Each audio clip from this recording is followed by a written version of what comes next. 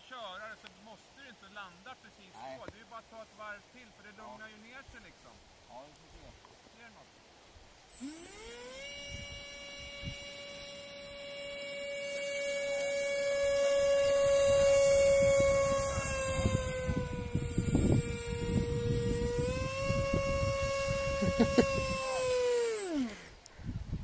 Ja, det var sådär. Sniffa lite.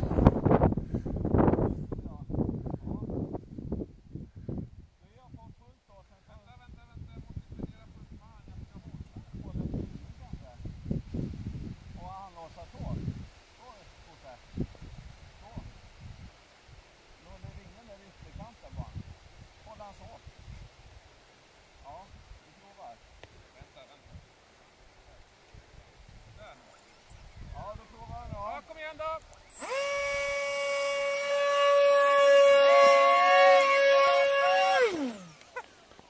Du kan inte flyga rakt upp! Nej, men jag visste inte vad jag hade gjort den här riktigt. Det är rakt. Ja, då är jag bara gas nu då. Full gas! Ja, klara.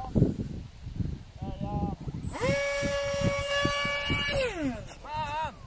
Vad heter de här Carrier va? Nej, men de här som kan landa rakt ner.